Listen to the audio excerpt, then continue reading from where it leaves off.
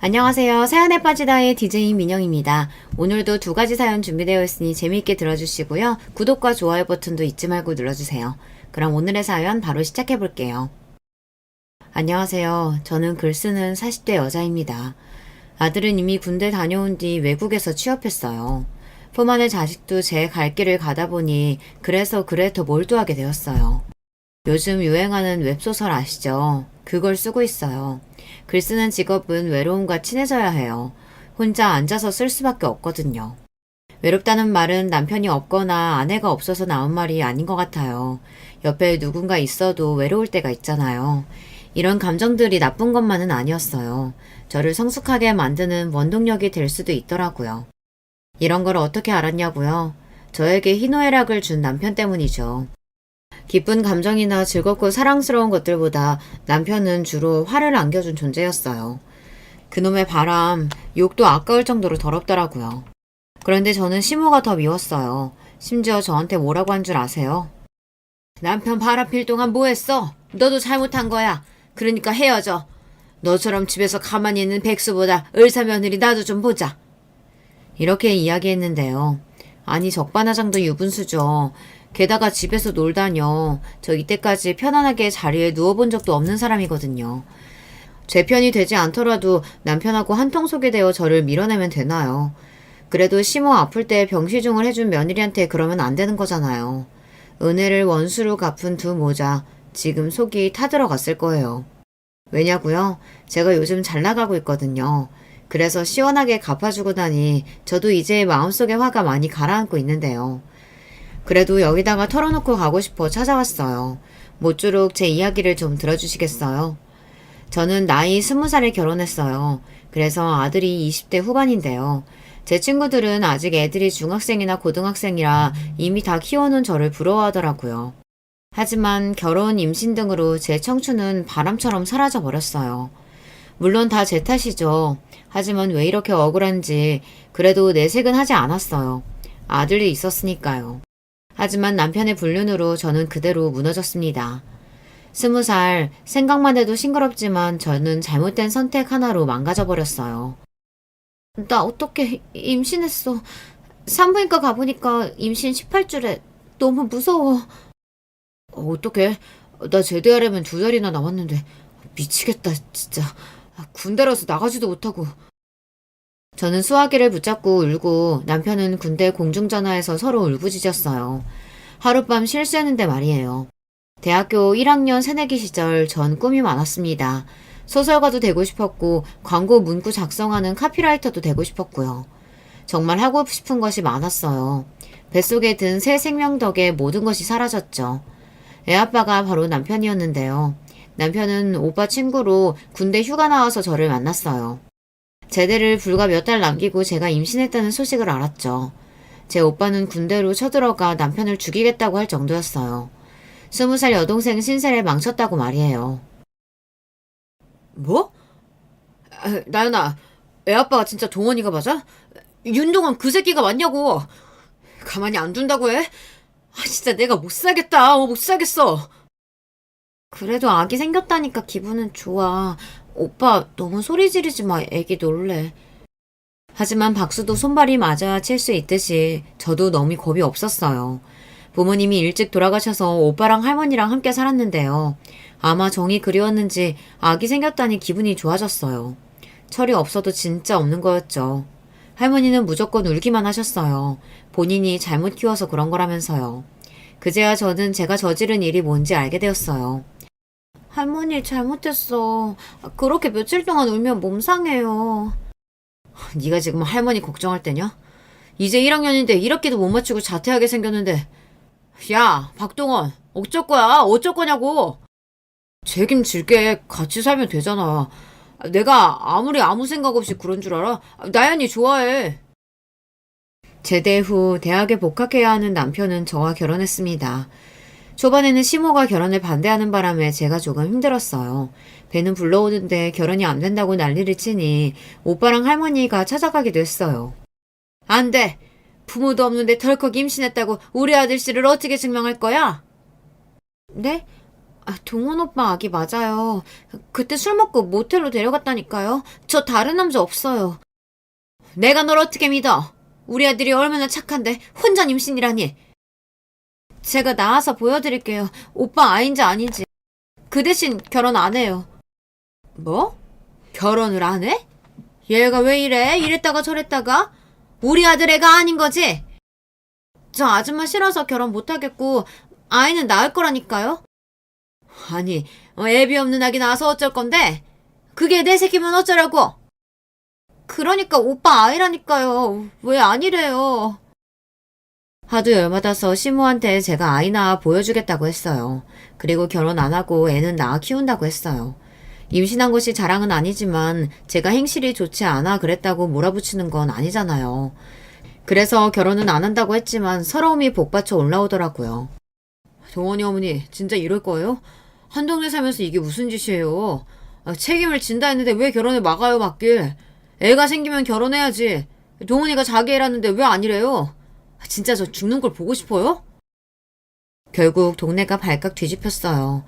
오빠는 제대한 남편을 찾아가 주먹을 휘둘렀고요. 할머니는 시무의 마트에 찾아가 난리를 쳤어요.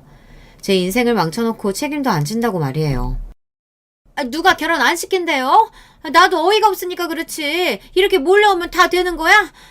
나 남편 없다고 지금 무시해? 주변 사람들이 눈치 때문인지 결국 시모는 결혼식을 해줬어요. 남편에게 기대가 컸기에 며느리에 대한 욕심도 많았던 시모는 제가 성에 차지 않는 겁니다. 게다가 청산 과부로 살던 시모라서 아들에 대한 집착이 있었죠. 그렇다고 어린 며느리를 구박할 필요가 있었을까요? 물론 제 성격이 구박을 그대로 받아내지는 않았지만요. 그래도 아들이 태어났다고 시모가 좋아했는데요. 저는 성별이 뭐가 중요하냐며 목리를 부렸어요. 아이는 뱃속에 있을 때가 편하더라고요. 낳고 보니 낮과 밤이 바뀌어서 얼마나 힘들었는지 몰라요. 남편은 공부한답시고 늦게 들어오고 시모와 함께 사니 뭐라고 잔소리하기도 어려웠어요. 시모도 마트를 운영하기에 아이를 키우는 것은 오로지 제 몫이었는데요. 이럴 때는 친정 오빠보다는 할머니의 도움이 그리웠지만 제 뜻대로 되지 않았어요. 아들 돌잔치를 할 무렵에 할머니가 몸이 안 좋아져서 결국 요양원에 가셨거든요. 얼마나 슬프던지요. 아빠, 엄마가 사고로 돌아가시고 할머니가 저를 키웠거든요. 제가 임신이나 결혼을 하지 않았더라면 할머니를 모실 수 있었을 텐데요. 그 무렵 남편이 졸업하게 되었지만 취업이 쉽지 않았어요. 공무원 시험을 보겠다고 준비하기에 저는 결국 시모의 마트에서 일하게 되었습니다. 그러니 할머니를 만나러 요양원에 가는 일도 힘들었죠. 어머니, 할머니 뵙고 와도 돼요? 저번에 마트 세일이라 못 갔었잖아요. 요양사가 잘 모실 텐데 뭐가 그렇게 걱정되니? 네가 가면 나아지냐?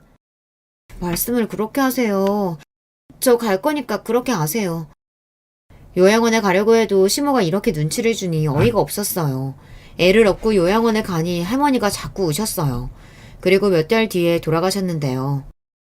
할머니 정말 죄송해요. 제가 자주 가보지도 못하고 이렇게 허망하게 가시다니. 저 진짜 잘 살게요. 할머니도 하늘에서 봐주세요. 진짜 잘 살 테니까.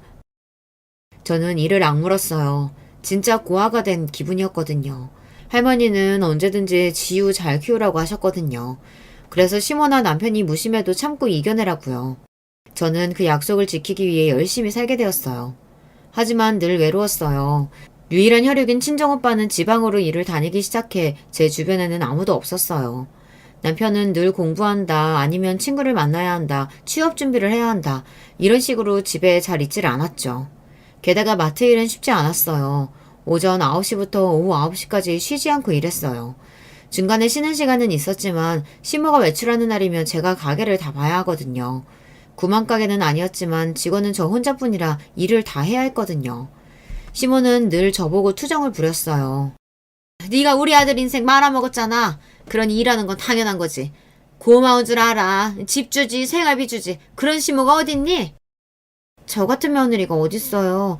마트 일 다 하잖아요. 어머니 혼자 했으면 허리 남아나질 않았어요. 시모는 그걸 받아줬다고 하는데 그럼 애 생겼는데 나 몰라라 할 건가요? 솔직히 술집에서 휴가 나온 남편과 만나게 된 날은 일이 이렇게 될 줄은 몰랐어요. 물론 남편도 제가 임신이 될지 모르고 그날 밤을 보냈겠죠. 그래서 결혼하기 전에 어색하고 서먹하기만 했어요. 남편도 적응이 필요한지 아이가 5살이 되기 전까지 겉도는 느낌이었어요. 하지만 그 후에는 우리는 나름 정도 생기고 서로를 아껴주기도 했는데요. 결국 고시를 포기하고 평범한 물류회사에 취업했어요. 아이가 10살이 될 때까지 남편은 꽤 성실했어요. 저한테 부채감도 있었고요. 하룻밤 불장난으로 시작한 사이지만 돈독하게 지냈습니다. 어머니, 그동안 10년 저축하면서 돈 모았어요. 이제 집 나가고 싶어요. 제가 마트에서 일한 월급과 남편 월급을 모아 적금을 들었거든요. 시모는 월급도 많이 주지 않았어요. 남들 200만 원 받는 것을 저한테는 100만 원밖에 안 줬거든요. 중간에 애 유치원 데려다주고 남편 밥 차리고 집안 치우고 하면 늦게 올 수도 있고 일찍 갈 수도 있잖아요. 그 시간을 모두 빼고 준다고 했거든요. 더 달라고 하려고 해도 우리 아들한테는 아낌없이 주시니 말을 안 했어요. 구두쇠 같은 시모 밑에서 묵묵하게 일하며 남편 뒷바라지를 하던 저는 아들이 10살 무렵 드디어 독립하게 되었어요. 시댁에서 나와 15평 아파트에 입주했을 때 얼마나 좋아서 울었는지 몰라요. 그때 나이 30살이었는데요. 다시 태어난 기분이었어요. 여보, 너무 기뻐. 우리도 집이 생기다니. 더 열심히 해서 큰 평수 장만하자. 엄마 집이 우리 집 될 건데 굳이 이렇게 나와야 돼? 돈 많이 들 텐데. 더 이상 어머니 그늘 아래 살기 싫어. 마트도 지겹고 이제 내 살림 살고 싶어. 그리고 어머니가 날 사람 취급이나 하시는 줄 알아? 집을 얻자고 할 때 남편은 반대했어요. 굳이 시모집을 나와 좋을 것이 없다고 했거든요.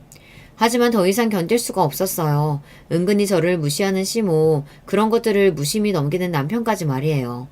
처음에는 나와 살기 싫다던 남편은 이렇게 사는 것도 좋다고 하더라고요. 시모는 밤 12시 이후 소등에다가 물 아낀다고 샤워도 마음껏 하지 못하게 했거든요.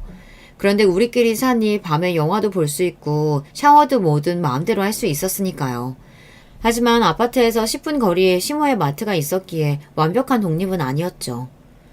독립한 건 좋은데 왜 마트에 나오질 않니? 나 혼자 하라고? 마트도 안 가요. 월급도 너무 적고 지우도 컸으니까 저도 제 시간 좀 가져보려고요. 예! 내가 돈 안 줬으면 지금 집도 못 장만한 애가 살 소리니? 네가 우리 집 처음 올 때 뭘 가져왔냐? 몸뚱이 하나 탈랑 들고 와놓고서는? 우리 아들 데리고 왔잖아요. 어머니 막말 좀 그만하세요. 저는 더 이상 마트에 나가지 않았어요. 몸뚱이 하나 달랑 가지고 왔다 이런 말도 더 이상 듣기 싫었거든요. 덜 먹고 덜 쓰는 게 낫지 않겠어요. 20살 아무것도 모르는 시절에는 참고 들을 수 있는 문장들이 시간이 지나니 더 듣기 싫어졌어요. 다행히 남편도 직장에서 돈을 잘 벌어다 주길래 잘 지내게 되었어요. 그때는 일찍 결혼한 것이 잘한 것처럼 보였어요. 다른 친구들은 그제야 결혼하고 아이 낳고 하니 제가 부러워 보였겠죠. 하지만 이런 평화와 안정이 깨지는 것은 어느 한순간이었어요. 나 직업 바꿔야겠어. 아는 형이 자동차 딜러 하는데 돈을 잘 버네. 남편이 자동차 딜러로 이직한다고 하니 저로서 뭐라고 할 말이 없더라고요. 지우와 저를 위해 돈을 지금보다 더 많이 벌어올 수 있다고 자신했어요. 하지만 전 불안했죠. 시댁에 나와 독립하니 생활비가 3배 이상 증가했어요. 대출금도 있고 내야 할 돈이 늘어나고 아이도 커가니 교육비 지출이 상당했어요. 그래서 시모가 자꾸 슈퍼에 와서 일을 하라고 이야기했어요. 하지만 저는 안 가고 싶었거든요. 사람을 무시하는 시모가 전 싫었어요. 마트 근처에만 가도 벌써 머리가 지끈거렸거든요.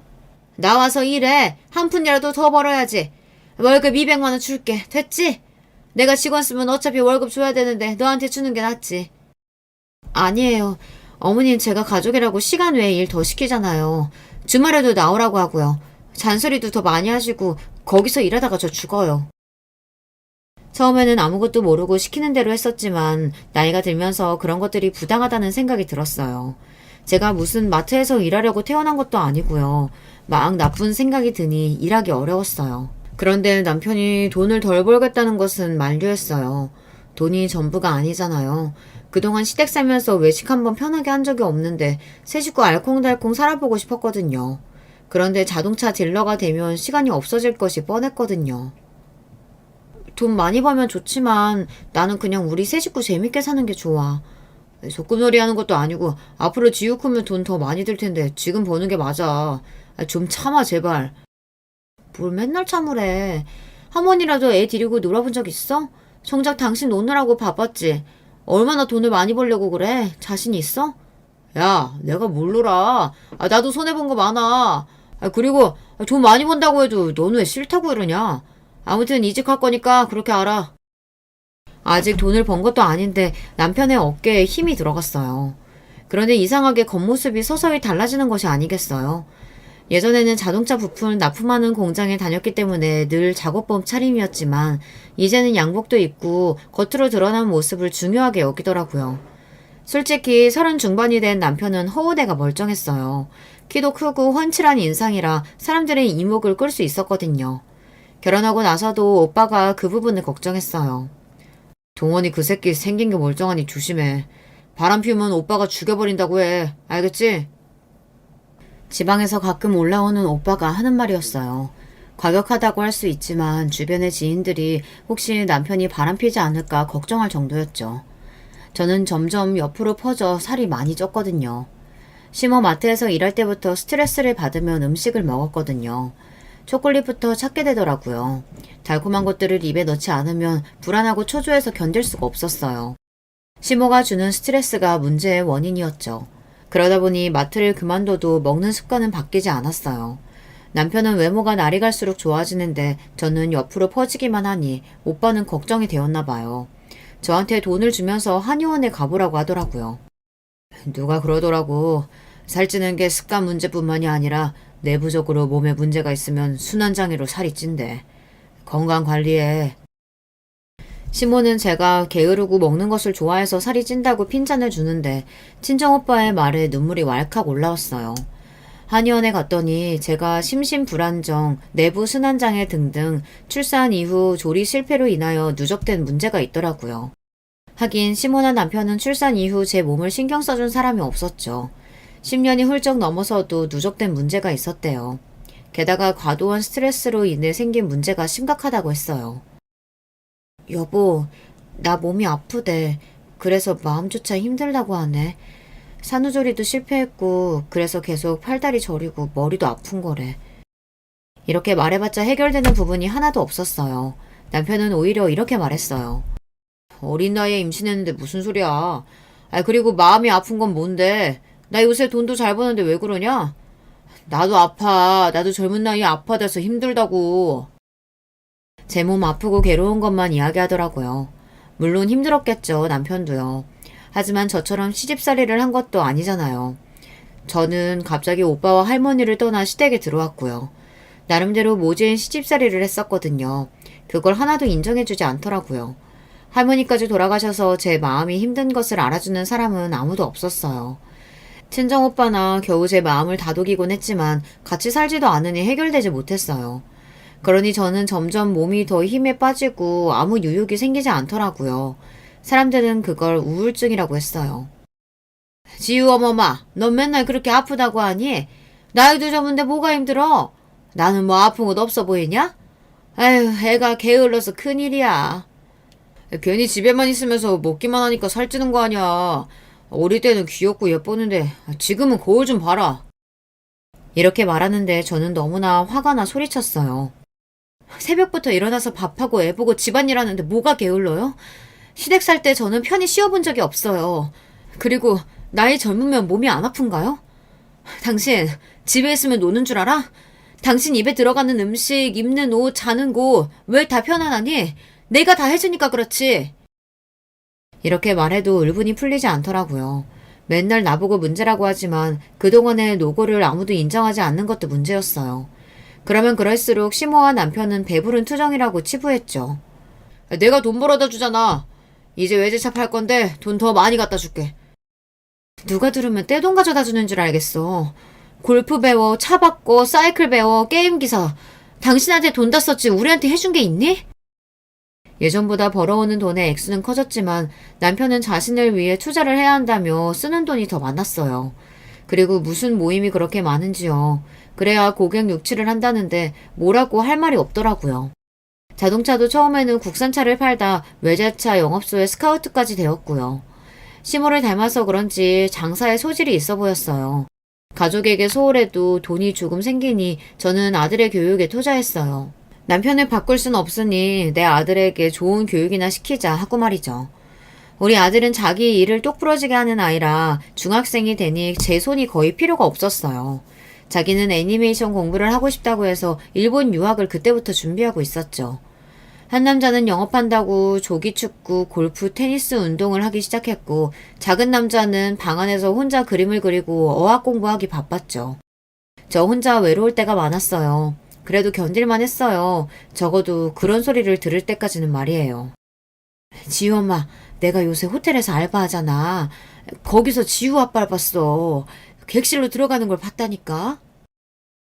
그러던 어느 날 주변 지인이 남편이 호텔에 들어가는 걸 봤다는 겁니다. 호텔 로비에서 객실 엘리베이터로 걸어가는 뒷모습이 우리 남편 같다고 계속 이야기했어요. 그 지인은 호텔 하우스키퍼로 아르바이트를 하고 있었거든요. 하지만 뒷모습이라고 하니 정확한 것도 아니잖아요. 그때는 제가 지금의 몸무게에서 2배가 넘을 정도로 체중이 불어났는데요. 그렇게 몸이 변하니 제 마음도 약해져 있는데 이런 소리를 들으니까 화가 너무 나더라고요. 당신 호텔에서 봤대. 거기 왜 갔어? 뭐? 호텔? 이 여자가 뭐라고 하는 거야? 집에서 밥 먹고 할 일 없냐? 소설 쓰지 말고 바빠 죽겠는데 헛소리 좀 하지 마. 배고동 아줌마가 봤대. 당신 뒷모습. 그러니까 솔직히 말해. 거기 왜 갔냐고. 너 이러면 이거 병이야. 그만 좀 해. 지겨우니까. 남편이 아니라고 펄쩍펄쩍 뛰길래 내심 좋아했어요. 그 아줌마 말 이후 온갖 상상만 하다 남편에게 겨우 물어봤는데 아니라고 난리를 치니 안심이 되더라고요. 그래 맞다. 여자 있다. 있으면 어쩔래. 이렇게 말하면 제가 어떤 행동을 취해야 할지 무섭게 느껴졌어요. 제발 그 백오동 아줌마가 잘못 봤길 바랬거든요. 지금 생각하면 그렇게 물어보면 다들 펄쩍 뛰는 게 일반적인 상식이었어요. 바람은 완벽한 증거를 들이밀어도 잡아떼고 시작한다는 것을 그때는 몰랐거든요. 하지만 짙은 향수 냄새부터 거울 앞에 오래 서 있고 혼자 핸드폰을 보며 희죽거리는 게 저의 레이더에 자꾸만 걸렸어요. 그렇다고 남편 뒤를 미행할 수도 없었어요. 제가 덩치가 커서 쫓아다니면 금방 눈에 띄기 때문이에요. 집에만 있으니 정말 상상의 나래가 한도 끝도 없었어요. 꿈을 꿔도 남편이 바람난 꿈이었죠. 그러다 남편을 봤다는 그 호텔 밖을 서성였어요. 남편이 그 호텔에서 다시 나타날 일도 없는데 말이에요. 그렇게 저는 집에서 혼자 이런저런 상상을 하다 스트레스를 받으니 폭식이 늘어났어요. 시모는 그런 모습을 보고 저를 많이 비하했어요. 세상에 너처럼 팔자 좋은 애는 없을 거다. 그러니 살이 피둥피둥 오르지? 먹고 자고 먹고 자고. 그러지 말고 우리 마트 나와. 그러면 살이 쭉쭉 빠지지. 걱정하지 마세요. 제가 알아서 할 테니 어머니 신경 쓰지 마세요. 저희가 알아서 할게요.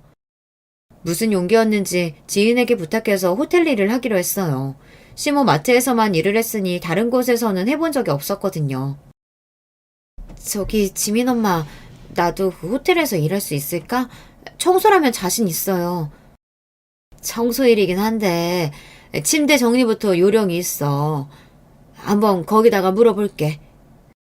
호텔 일은 정말 힘들었어요. 침대를 정리하는 것이 정말 팔이 아팠어요. 계속 허리를 숙이는 일이 많다 보니 무리가 오더라고요. 하지만 내가 스스로 돈을 번다는 즐거움에 아픈 줄도 모르고 열심히 일했죠. 남편도 제가 호텔에서 일하고 있다는 것을 알지 못했어요. 그래서 그런가요? 몇 달이 지나 다시 그 호텔에 나타났어요. 어떤 여자랑 함께요. 저는 그때 다리가 후들후들 떨렸는데요. 백오동 아줌마는 증거를 잡아야 한다며 핸드폰으로 찍으라고 했는데요. 도무지 용기가 나질 않았어요. 그대로 뒤로 따라가는데 남편이 돌아보며 외치는 겁니다. 지우 엄마? 여기서 뭐해? 나 따라온 거야? 와, 이제 하나하나 이런 짓까지 하냐? 옆에 여자 누구야? 너야말로 뭐 하는 건데? 이제 하나하나 바람 피워? 고객님이지 누구냐? 열받게 이러지 말고 당장 집으로 돌아가. 남편이 저를 먼저 알아보는 바람에 정확한 증거는 없었어요. 그 여자는 고객인데 접대 차원에서 술을 먹다 호텔로 모시고 왔다고 하는데요. 제가 보기엔 고객도 아니었어요. 하지만 어설프게 건드렸다가 증거도 잡지 못하고 끝나버렸어요. 하지만 전 오빠에게 말했고 지방에서 올라와 남편 멱살을 잡았죠. 집안이 난리가 났어요. 시모는 생사람 잡는다고 했고 남편은 저를 을부존 환자로 취급했죠. 그 이후에는 남편도 행동을 조심했는지 한동안 잠잠했어요.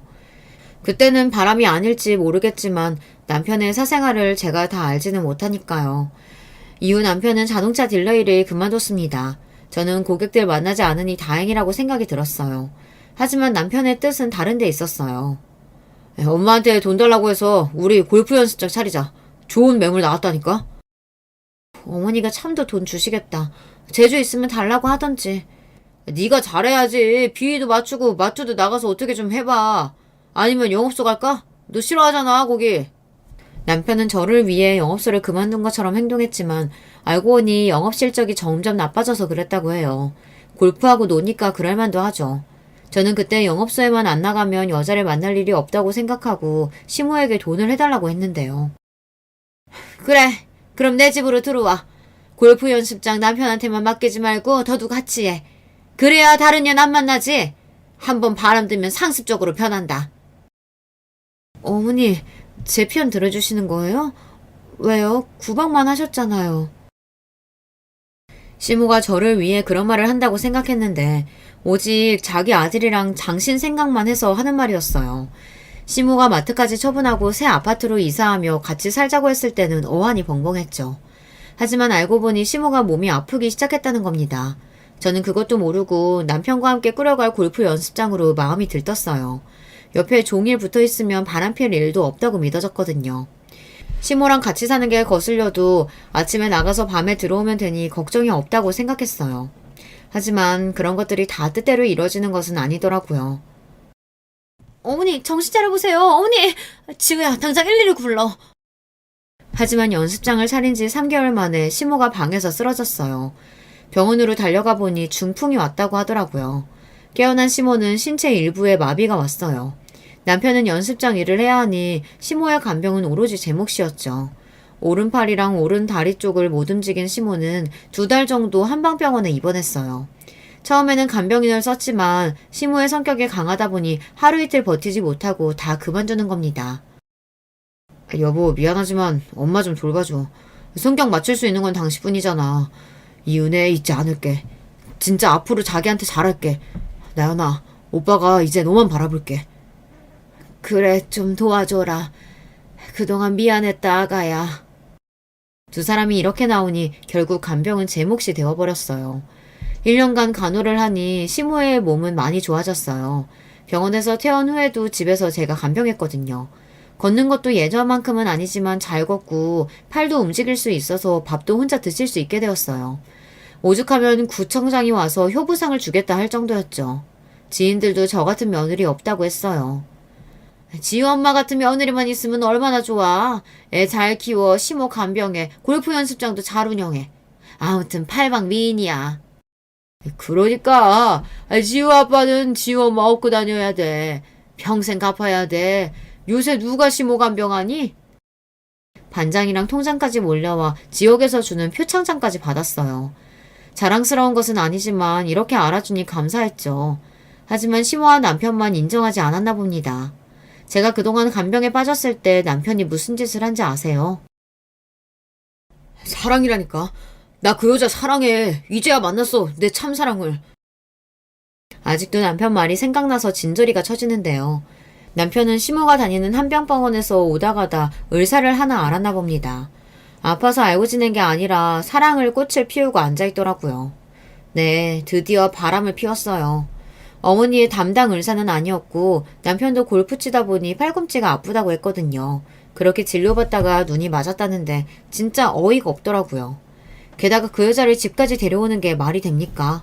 아들은 그때 기숙형 고등학교에 들어갔으니 집은 비울 때가 많았어요. 그날도 저는 시모와 병원으로 가서 재활치료를 받고 있었거든요.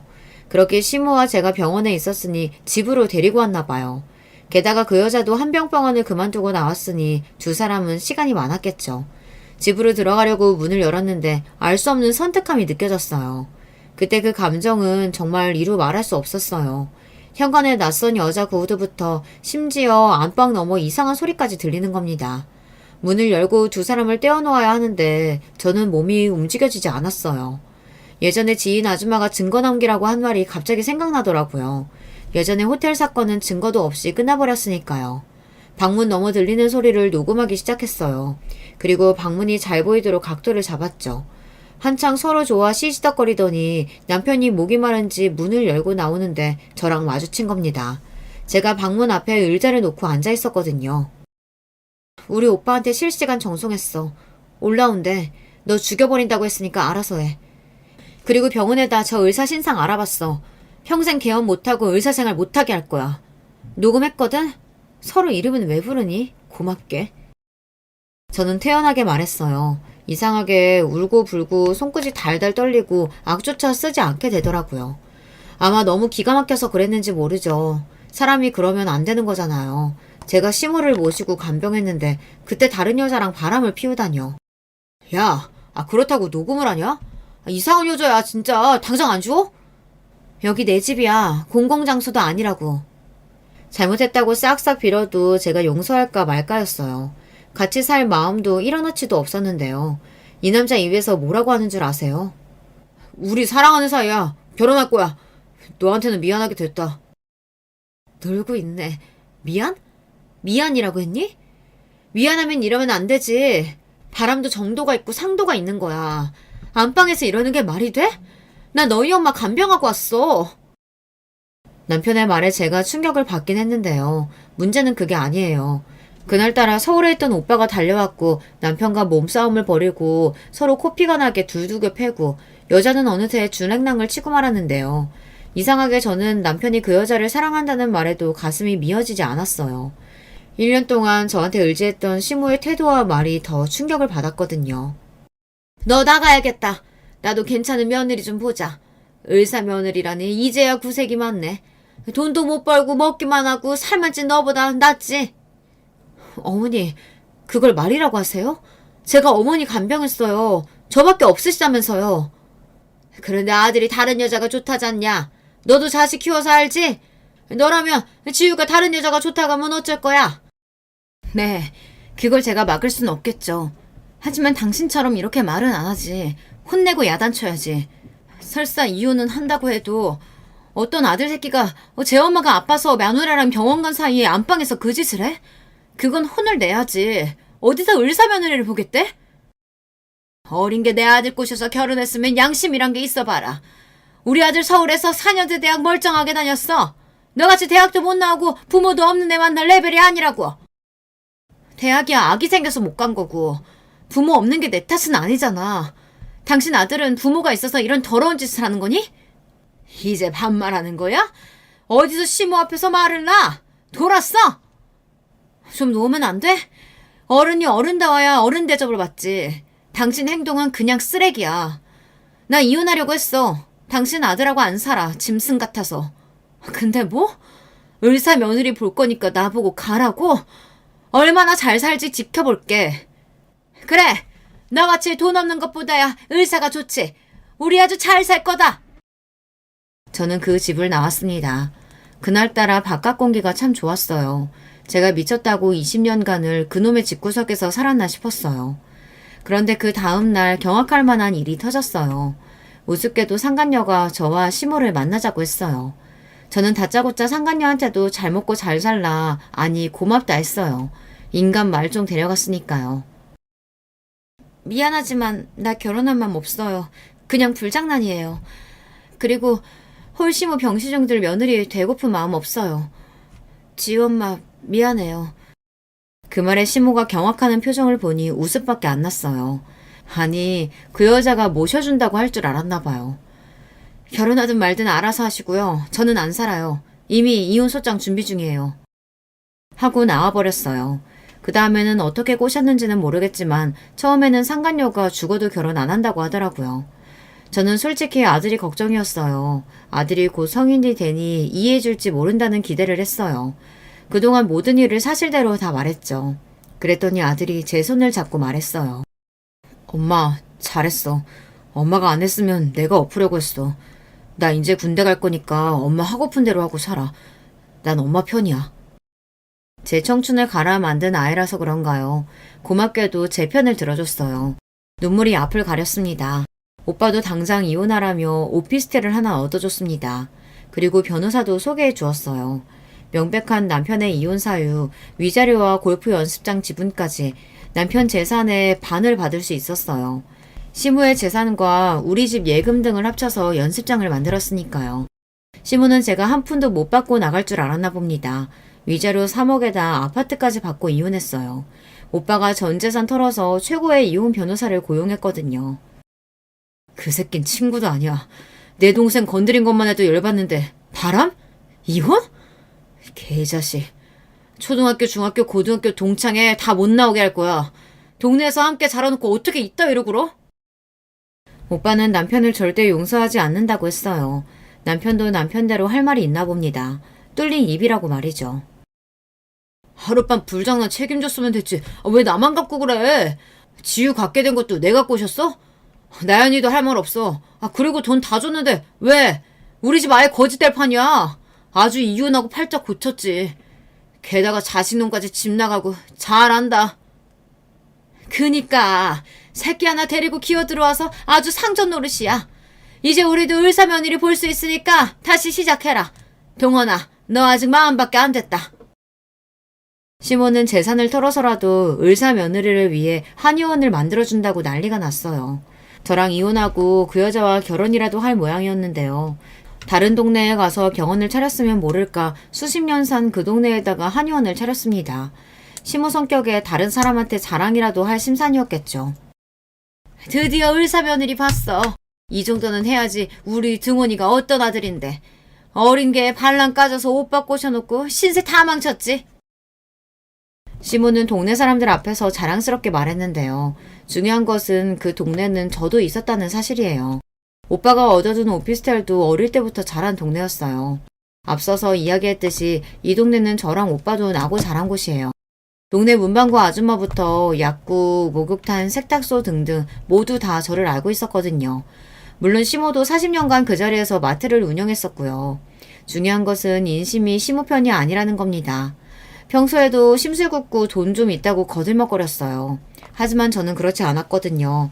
착한 나연이네 집 하면 동네 사람들이 다 알고 있었거든요. 한의원을 개업했지만 사람들이 한마디씩 했어요. 불륜 한의원이라고요. 또 시모한테도 욕을 했습니다. 간병을 그렇게 한 며느리를 내쫓았다고요. 남편은 말할 것도 없고요. 그러나 남편과 바람이 난 한의사는 이혼녀였고 먼저 한의원을 차려야 결혼하겠다고 했대요. 저놈의 한의원 아주 보기만 해도 불쾌해. 불륜 한의원이잖아. 맞아. 저길 누가 가. 재수없게. 여기요 다 조강지처럼 사는데 감히 불륜녀 주제에 어딜 기어들어와서 한의원을 차려? 마트 할머니도 미쳤지. 지 엄마 내쫓고 두 다리 뻗고 잠이 오나? 마트에서 일해 집에서 일해 간병까지 했는데 내가 지우 엄마면 여기 불 질러버릴 거야. 하지만 전 그쪽으로 돌아눕지도 않았습니다. 이혼했는데 이미 끝인데 굳이 간섭하고 싶지 않았어요. 마음은 그만큼 차갑게 돌아섰거든요. 오히려 안 보니까 너무 편하더라고요. 제가 처음 생각한 대로 결혼 안 하고 지우만 기르는 것도 나쁘지 않았을 거예요. 저는 인터넷으로 학위를 딸 수 있는 대학에 입학했어요. 문예 창작과. 이름만 들어도 설렜습니다.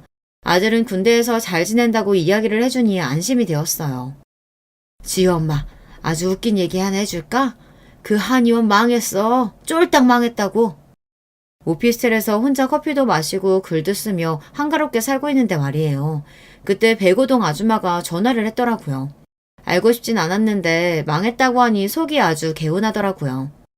게다가 지우 할머니 또 쓰러져서 요양원 실려가고 그 여자가 절대 시모는 못 모신대. 솔직히 지우 아빠보다 지우 할머니가 이해 불가야. 불려우 집에 들이고 자네처럼 착한 사람을 내쫓고. 하긴 지우 아빠도 벌 받긴 했지. 그 여자 또 바람났대. 이번에는 지우 아빠 지인을 하던데? 그 당시 제가 소설을 쓰고 있었는데 현실이 스토리를 압도하더라고요. 그 소식은 오빠가 자세하게 알려줬어요. 남편이 예전에 자동차 딜러로 있을 때 함께 일한 남자 동료였는데 주식으로 재미를 봤나 봐요. 갑자기 건물주가 되어 나타났대요. 그러니 그 한의사가 남자를 갈아탔나 봅니다. 남편이랑 결혼을 취소하고 그 남자랑 해외로 가서 결혼했대요. 세 사람이 가끔 골프를 하고 어울렸나 봐요. 하긴 저도 남편보다 6살이나 어리고 돈 많은 남자랑 결혼할 텐데요. 남편은 죽겠다고 약 먹고 시모는 쓰러지고 아주 쑥대밭이 되어 있다고 해요. 오빠는 그놈이 여자 좋아하더니 여자로 망조가 들었다고 욕을 하더라고요. 저는 그러거나 말거나 아무 감정이 생기지 않았어요. 그럴 줄 알았어. 의사 부인 좋다더니 잘 됐네. 그리고 이제 그 집안 이야기 알려주지도 마. 듣기도 싫어. 우리 지우도 관심 없대. 아참, 지우 이제 일본에 가서 공부하기로 했어. 저는 아들에게 위자료 중 절반을 주었어요. 왜냐고요? 못난 부모 밑에서 태어나 별거를 다 봤으니까요. 아들은 눈물 흘리며 공부 많이 해서 돌아온다고 했어요. 저는 그저 네가 하고픈 일 행복하게 하라고 했죠. 저는 소설 중에 웹소설을 좋아했어요. 남편과 결혼 생활 중에도 로맨스 소설을 읽으며 마음의 위로를 받았거든요. 그렇게 읽다 보니 쓰게 되더라고요. 웹소설은 무료 연재하는 곳이 있거든요. 부끄럽지만 써서 올리니 출판사에서 연락이 왔어요. 전자책을 만들어준다는 겁니다. 그렇게 만든 이야기들이 돈을 벌어줬어요. 처음에는 치킨감이나 벌 목적이었는데 이제는 소형차 정도는 살 금액으로 커졌습니다. 몇 년이 더 지나자 히트작이 나왔고요. 물론 이런 과정까지 저는 디스크도 생겨 고생도 했고요. 탈모나 위장장애까지 겪게 되었어요. 그래도 내 돈으로 돈을 버니 정말 기뻤습니다. 글 쓰는 게 앉아서 편해 보여도 정말 힘들어요. 아침에 일어나 저녁잠이 들기까지 글만 써야 하거든요. 그래도 마음이 좋았어요. 제가 살아있는 것처럼 느껴졌고요. 아들도 많이 배워왔는지 거기서 취업했다고 합니다. 가끔 해외여행 가서 아들도 만나고 오고요. 여자친구도 생겼다는데 마음이 흐뭇했어요. 월급의 30%를 저에게 아들이 보내줍니다. 평생 이렇게 줄 거니까 엄마 걱정하지 마. 글 재밌게 쓰세요. 엄마, 사랑해요. 이렇게 말하면서요. 월급의 50%는 지속성이 없으니 이렇게 30%를 주겠다는 아들이 귀엽더라고요. 나중에 안 줄 수 있어도 받으니 자식 키운 보람이 생겼어요. 남들은 이제 대학 입시 준비하고 난리가 났는데 저는 여유롭게 용돈이나 받게 되었으니까요. 청춘을 갈아서 만든 내 새끼지만 후회되지 않아요. 나중에는 지역센터에서 웹소설 강의도 하게 되었어요. 마트에서 박스나 접던 제가 월 1,000 이상 매출을 올리게 되니 세상이 달리 보이더라고요. 매번 제가 쓴 글이 대박이 나지 않을 텐데요. 하지만 글을 써서 제가 몇 억씩 벌게 될 줄은 몰랐어요. 저의 성공이 남편 귀까지 들어갔나 봅니다. 한번 만나자는 연락이 오더라고요. 저는 아예 차단을 해버렸죠. 아니, 제가 왜 만나야 하나요? 요새는 살도 뺄 겸 운동도 하니 얼굴이 좋아졌어요. 그러던 와중 동네 어귀에서 시모와 남편을 맞닥뜨렸습니다. 시모는 다시 풍이 와서 반쪽은 움직이지 못하더라고요. 동네 아줌마로부터 남편과 시모가 다시 동네로 찾아왔다는 이야기까지 들었거든요. 시모가 거기 가면 마음이 편하다고 했대요. 하긴 수십 년을 나고 자란 곳이니 어쩔 수가 없겠죠. 하지만 그 동네는 이미 제가 장악하고 있었는걸요. 얼굴 좋아졌네. 살도 빠지고. 잘 지냈다며? 지우가 그러더라. 지우 자식은 전화 한번 하기 진짜 어려워. 지우도 다 본 게 있어서 아버지랑 연락하고 싶겠어? 갈 길 가. 아는 척하지 말고.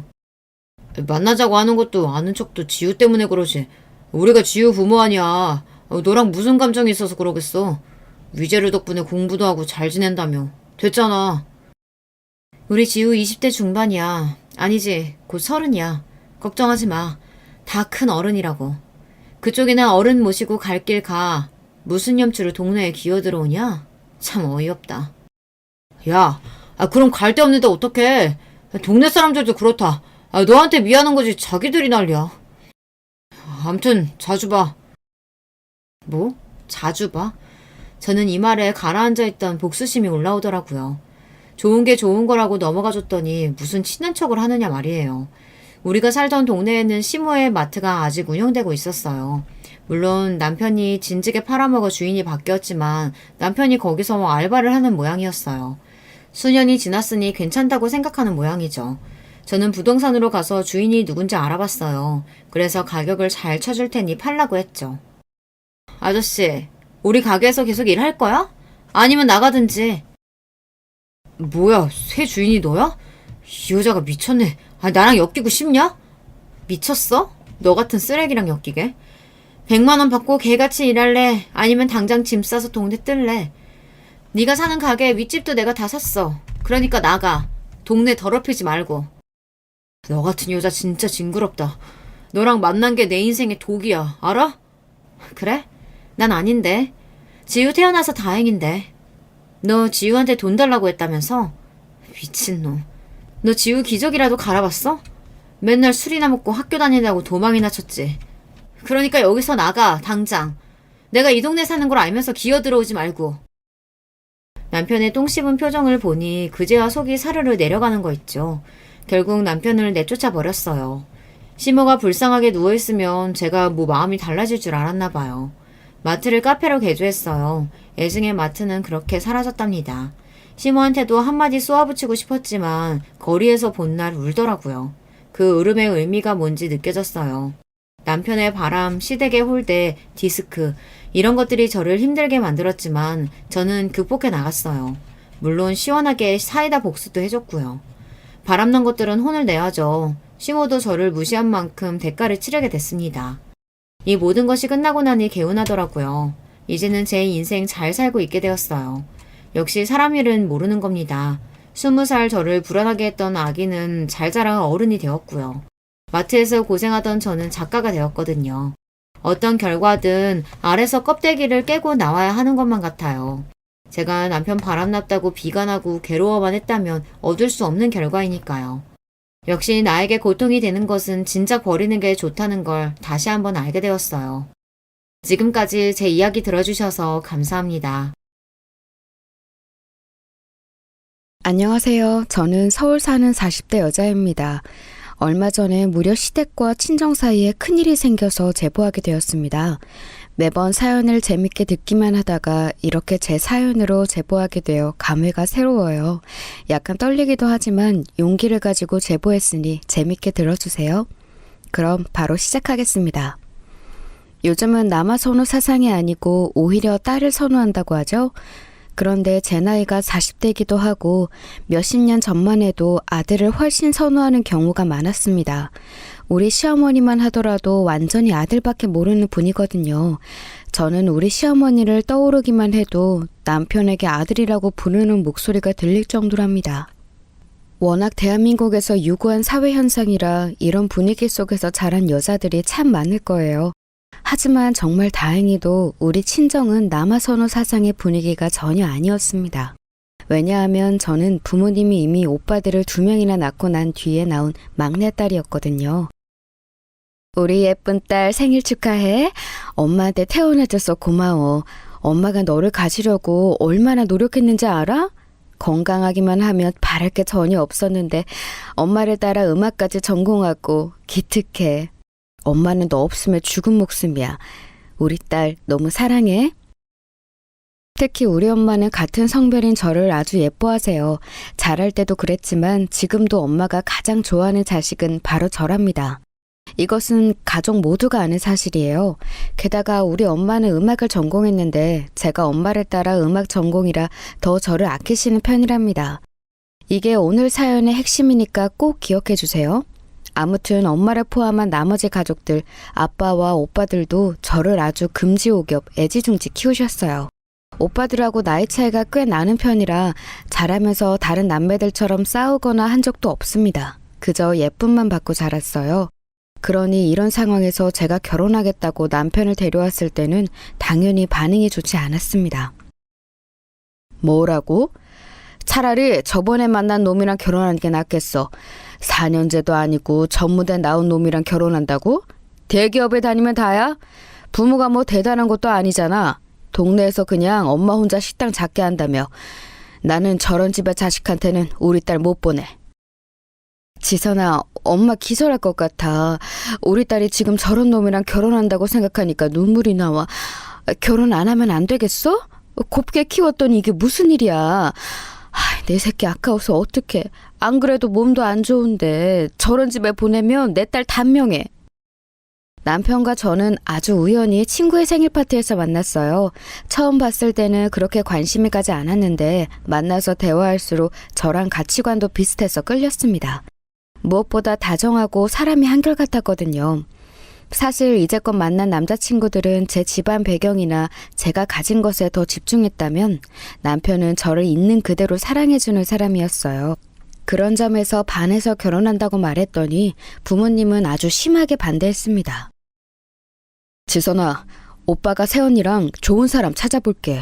그러니까 다른 사람도 만나봐. 이게 네가 지금 어려서 모르나 본데 결혼은 사랑만으로 하는 게 아니야. 결혼 생활에서 경제적인 요소가 얼마나 중요한지 알아?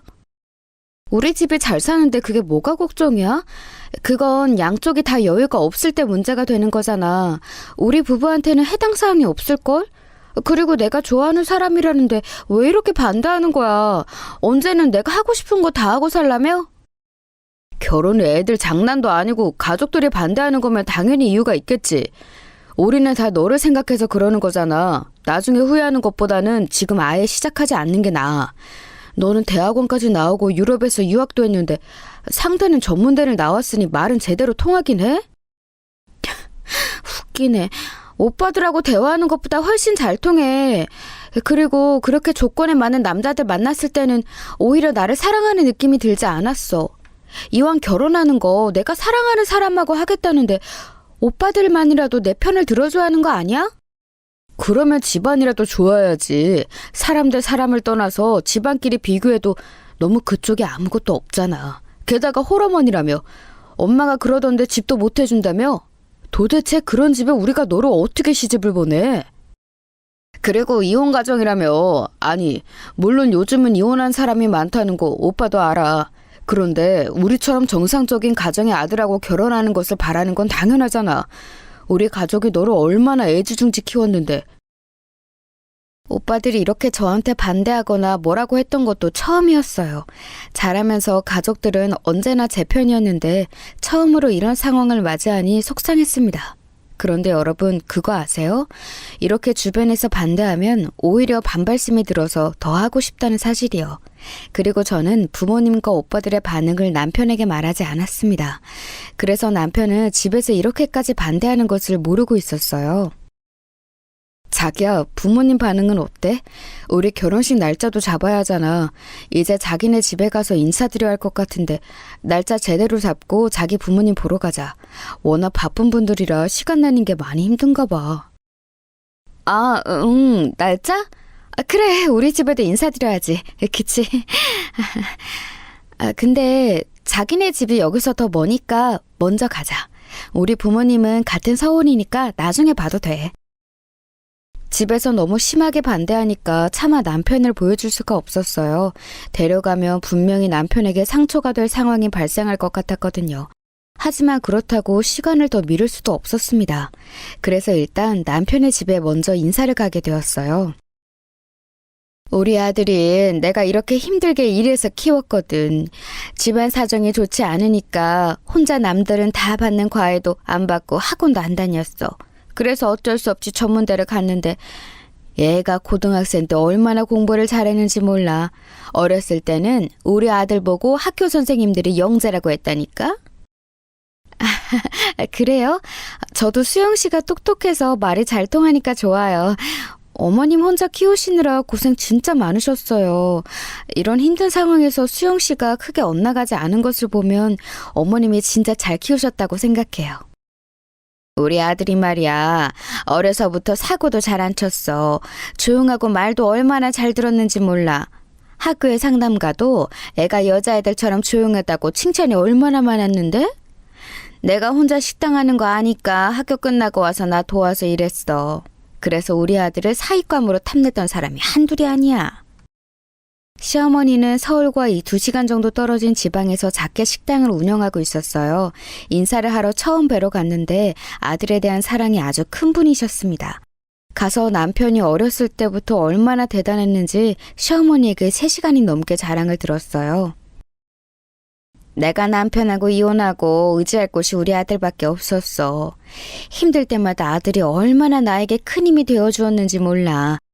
이런 아들이 결혼해서 내 곁을 떠난다고 생각하면 사실 너무 슬퍼. 그러니까 결혼해서도 한 달에 한 번은 봤으면 좋겠어. 가능하겠니? 한 달에 한 번이요? 네, 노력해 볼게요. 어머님이 아무래도 혼자 계시니까 수영 씨도 많이 걱정하더라고요. 최대한 시간 내서 올 수 있도록 할게요. 그래, 고맙다. 내가 자식이라고는 수영이 한 명이라 그래. 지선이 네가 이해해 주렴. 나도 자식이 한 명이라도 더 있었으면 이러지 않았을 텐데 말이야.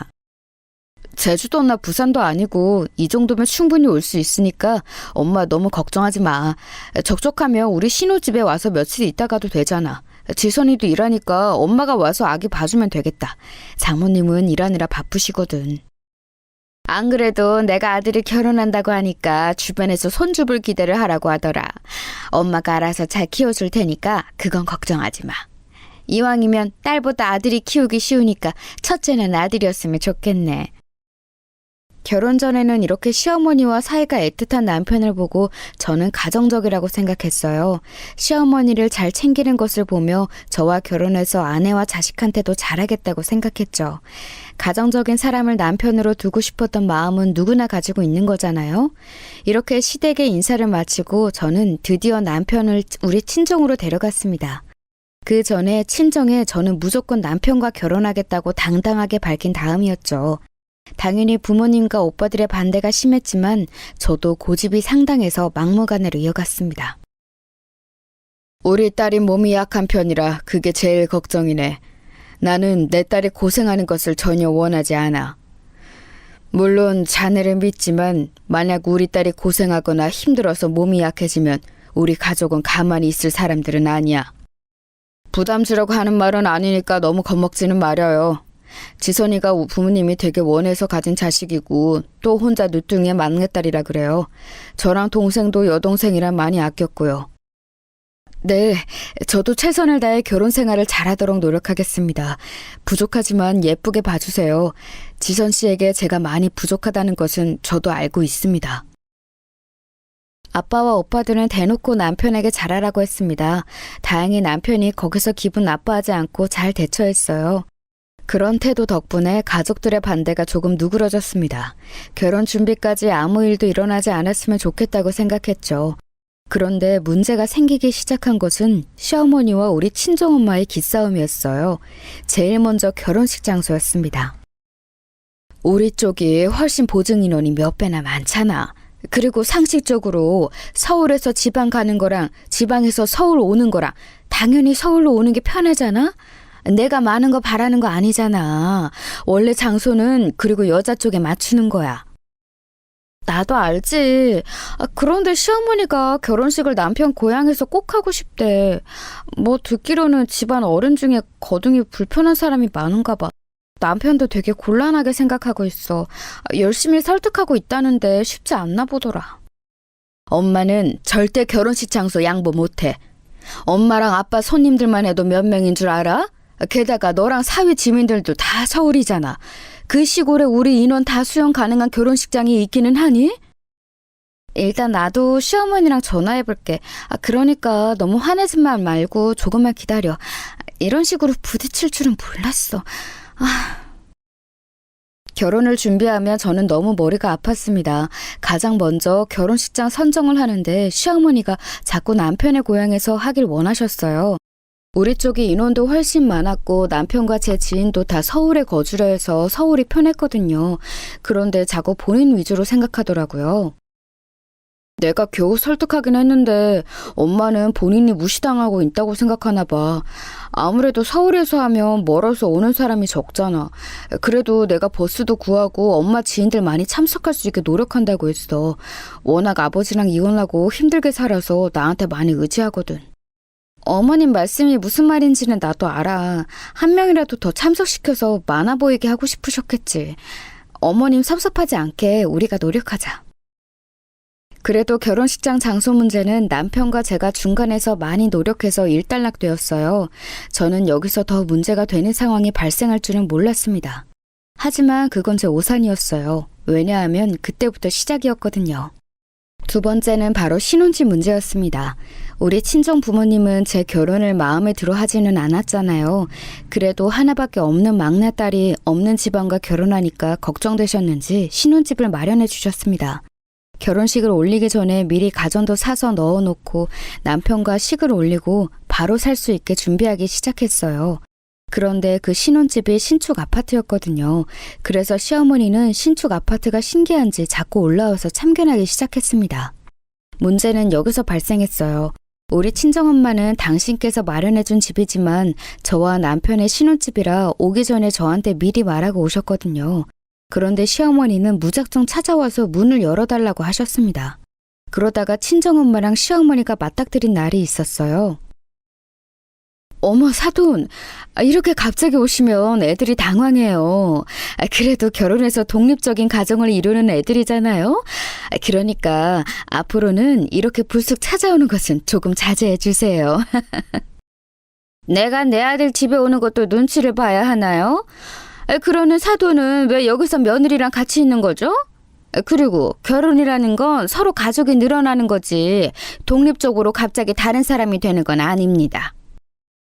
저는 오기 전에 미리 우리 딸한테 물어보고 오거든요. 그런데 사돈은 우리 딸한테 물어보셨나요? 혹시 사위에게 말했는데 우리가 소식을 듣지 못한 건가요? 요즘은 예전과는 달라요. 시집살이는 말도 안 되는 얘기잖아요. 곱게 키운 우리 딸 편하게 살라고 이렇게 제가 집도 얻어준 거잖아요. 저는 시집살이 시킬 마음도 없었는데요. 그리고 저도 우리 아들 곱게 키웠습니다. 사돈, 저한테 왜 이렇게 말씀하시는 거죠? 되게 당황스럽고 기분이 좋지 않아요. 저도 우리 딸이 이렇게 당황하는 게 기분이 썩 좋지는 않아요. 그냥 서로 예의를 지키자는 말이었는데 오해가 있었나 봐요. 엄마, 그만. 어머님, 일단 진정하세요. 제가 대신 죄송해요. 엄마도 왜 그렇게 말해? 참아, 그래도 시어머니잖아. 보리야. 네가 왜 죄송해? 엄마랑 아빠가 너 편하게 살라고 구해준 아파트야. 여길 말도 없이 찾아오는 게 예의니? 네, 예의 없어서 참 죄송하네요. 사돈, 돈 많다고 그러는 거 아닙니다. 제가 비록 결혼할 때 이런 한 푼 지원해주지 못하지만 이러시는 건 아니죠. 친정엄마는 불쑥 찾아온 시어머니에게 불쾌함을 드러냈어요. 참고로 우리 엄마는 평소에 이런 사람이 아니에요. 음악을 전공해서 대학에서 교수로 재직 중이라 되게 고상하거든요. 그런데 워낙 제가 엄마의 사랑을 독차지하고 커서 저한테 애정이 깊으셨어요. 그래서 제가 혹시라도 시집살이를 당할까봐 괜히 그러신 거였습니다. 제 눈에는 그게 다 보였는데 시어머니는 기분이 나쁘셨던 거예요. 이 사건을 발단으로 이때부터 시어머니와 친정엄마는 사이가 틀어지게 되었습니다. 두 분의 기싸움은 한복을 정하는 과정에서도 일어났어요. 어머, 그 한복 색깔은 신부 측이에요. 어머님은 신랑 측이라 이 색상을 입으시는 게 맞아요. 이거 어떠세요? 한복색이 곱고 예쁘죠? 너무 잘 어울리세요. 요즘 세상에 신랑 한복, 신부 한복이 어디 있나요? 저는 이 색상을 입겠습니다. 화사한 분홍색이라 내 피부에도 잘 어울리고 좋네요. 한복색을 보고 하객들은 신랑하고 신부 엄마를 구분한다던데요. 제가 분홍색 한복을 입도록 할게요. 그게 전통이고 사회 통념이잖아요. 그리고 이러나 저러나 결혼식 주인공은 바로 신랑과 신부예요. 그런 레이스는 너무 화려해서 신부 드레스보다 눈에 띌 것 같네요. 안 그러니 딸아? 그게... 시어머니는 하나밖에 없는 자식이 결혼한다니까 매우 신이 나셨나 봐요. 무려 혼주 한복을 누가 봐도 화려한 색상과 디자인으로 고르셨어요. 저는 태어나서 그런 한복이 있다는 것도 처음 알았습니다. 한복에 화려한 레이스와 날개 같은 깃털까지 달려있더라고요. 자수도 어찌나 화려한지 나비부터 꽃까지 한복이 멀리서 봐도 눈에 띄었습니다. 저는 자식이 하나라 결혼식에 참석하는 것도 처음이자 마지막이거든요. 사돈은 자식이 셋이니 익숙하시죠? 하나밖에 없는 자식이 결혼해서 더 신경이 쓰이네요. 어머, 저도 하나밖에 없는 딸이 결혼해서 얼마나 신경 쓰이는지 몰라요. 그리고 우리 아들들 결혼할 때는 저도 당연히 신랑 측 한복을 입었습니다. 사돈, 이건 애들 결혼이에요. 우리 환갑잔치가 아니랍니다. 한복집에서 두 분이 너무 한복을 가지고 대립하자 저는 사이에서 눈치가 보이기 시작했어요. 오죽하며 가게 점원도 제 눈치를 보더라고요. 중간에서 기가 빨린 저는 이렇게 가다가는 결혼하고도 문제라고 생각했습니다. 그래서 남편과 많은 얘기를 나누었어요. 사실 우리 엄마가 나한테 의지하는 게 정말 커. 아빠랑 이혼하고 혼자 힘들게 나 키우면서 고생도 많이 하셨거든. 나도 그런 엄마가 고맙고 안쓰러워서 최대한 엄마한테 맞춰줬었지. 아마 내가 결혼하면 엄마한테 독립된다고 생각해서 그런 것 같아. 그건 나도 이해하는데 우리 엄마는 이해를 못하나 봐. 우리가 중간에서 역할을 잘하자. 지금 두 분이 너무 만나기만 하며 기분 상하는 게 보여서 나도 마음이 안 좋아. 여보, 이럴 때일수록 우리가 서로 더 잘해야 해. 알지? 남편과 저는 중간에서 각자 엄마들을 중재하느라 얼마나 고생했는지 모릅니다. 물론 그럴수록 우리 부부는 훨씬 더 견고해졌어요. 이렇게 저는 우리 엄마를 말리고 남편은 본인 엄마를 말리면서 결혼식을 올리게 되었습니다. 한복은 어떻게 되었냐고요? 결국 남편이 시어머니를 말려서 색상은 하늘색을 입었으나 디자인은 매우 화려한 한복으로 골랐어요. 야, 나는 네 시어머니 한복 보고 깜짝 놀랐어. 그런 한복은 텔레비전에서나 봤던 것 같은데 실제로는 처음 봤어. 한 손깔 하는 것 같더라. 그래도 네 친정이 잘 사니까 얼마나 다행이야? 만약 없는 집이었으면 저런 시어머니 누가 감당하니? 아, 말도 마. 안 그래도 우리 엄마랑 시어머니랑 둘이 기싸움이 장난 아니거든. 남편이랑 나랑 중간에서 얼마나 힘들었는지 알아?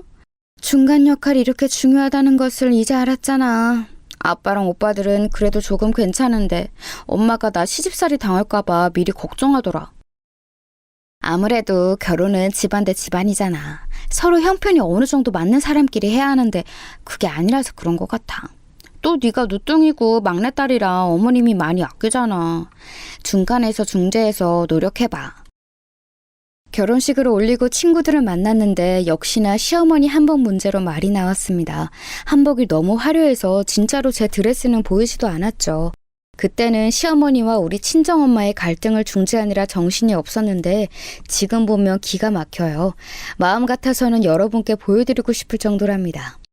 저는 그래도 결혼하고 남편과 제가 조용히 잘 살면 문제가 일어나지 않겠다고 생각했어요. 실제로 저랑 남편은 둘 다 일하는 직장인이라 바빴거든요. 시어머니와 친정엄마도 각자 직업이 있으니 부딪히지 않을 거라 생각했죠. 그런데 이것도 제 착각이었습니다. 오히려 갈등은 결혼하고 훨씬 심해졌어요. 남편과 저는 아이를 굉장히 빨리 가지고 싶어 했습니다. 둘 다 아이를 원하던 상황이었죠. 정말 다행히도 요즘 불임이 심하다던데 저는 신혼여행에서 아이가 생겼어요. 허니문 베이비로 임신해서 결혼과 동시에 태교를 시작하게 되었습니다. 지선아, 몸이 힘들면 엄마한테 언제든지 말해. 알겠지? 네가 어릴 때 몸이 안 좋아서 걱정된다. 엄마가 건강하고 튼튼해야 아기한테도 좋은 거야. 그러니까 몸 건강하게 관리를 잘해. 시어머니가 갑자기 찾아오고 그러는 거 아니지? 만약 그런 일이 발생하면 엄마한테 당장 전화해. 엄마가 결혼식 전에 시어머니랑 한판 했잖아.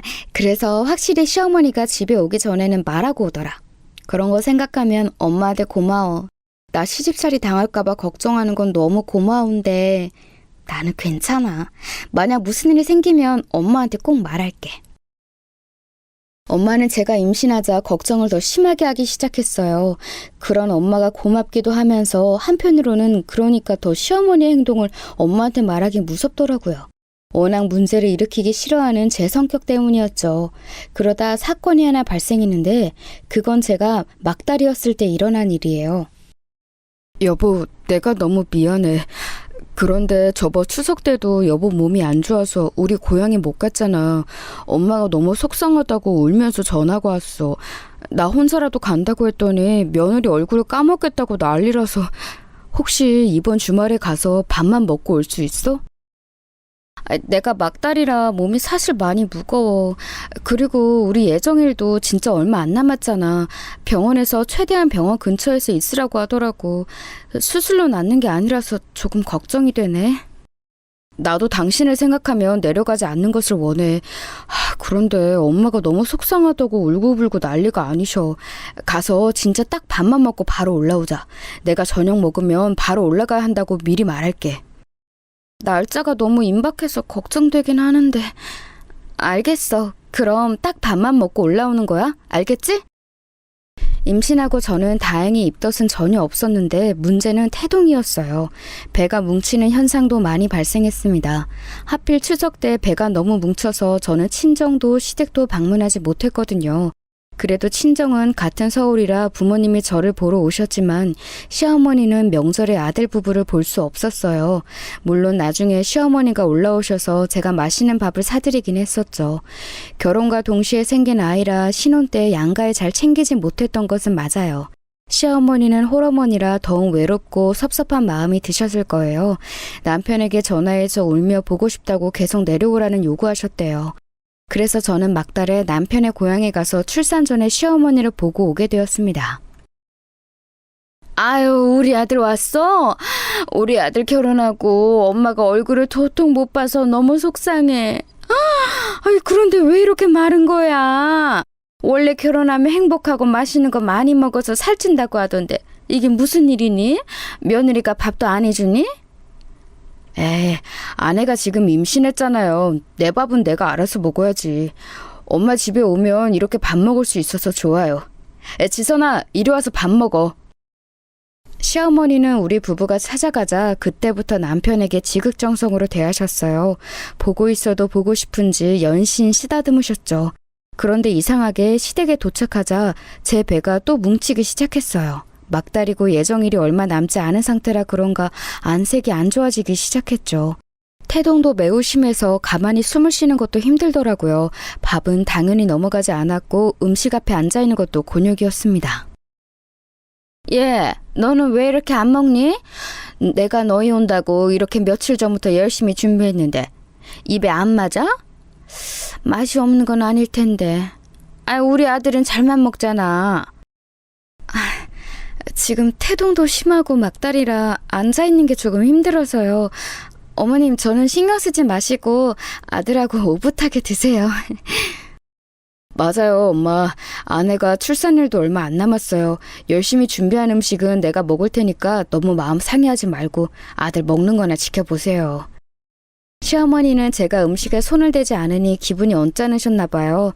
저도 마음 같아서는 먹는 신용이라도 하고 싶었는데 도저히 그럴 수가 없었어요. 그런데 밥을 다 먹고 시어머니가 갑자기 집안일을 하기 시작하셨어요. 남편은 올라가려고 했는데 시어머니가 오랜만에 아들이 왔다고 시키는 일이 참 많으셨습니다. 곤란해하는 남편을 보고 저는 괜찮다고 눈짓을 보냈죠. 예, 가서 청소기 가져와라. 아유, 우리 아들이 있으니까 이렇게 좋네. 내가 저거 고치고 싶었는데 혼자는 도저히 안 되겠더라고. 아들 고생했어. 아가, 청소기로 이것만 쓸어줘. 아들, 우린 이거 들고 거실로 가자. 그러다 시어머니가 남편을 시켜서 창문을 고치고 저한테는 청소기를 가져오라고 하셨어요. 밑에 떨어진 잔해를 청소기로 치워달라고 하셨죠. 그래서 이 정도는 괜찮아서 청소기를 가져가는데 콘센트에 연결해야 하는데 콘센트가 없더라고요. 콘센트를 찾느라 허리를 숙이는데 배가 너무 불러서 힘들더라고요. 이런 기본적인 집안일도 만삭이라 쉽지 않았습니다.